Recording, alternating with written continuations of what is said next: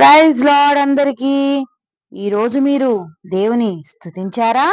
స్తుతి మీ స్థితిని మారుస్తుంది కనుక దేవుని స్తుతించడం మర్చిపోకండి.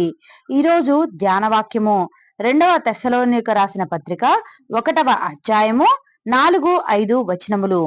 అందువలన మీ హింసలన్నిటిలోనూ మీరు సహించుచున్న శ్రమలలోనూ మీ ఓర్పును విశ్వాసమును చూచి మేము దేవుని సంఘములలో మీ యందు అతిశయపడుచున్నాము.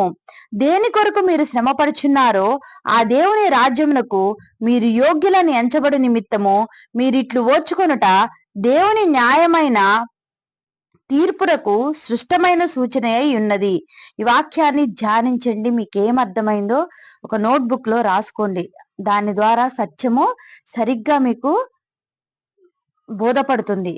అలానే ప్రార్థన చేయటం మర్చిపోకండి.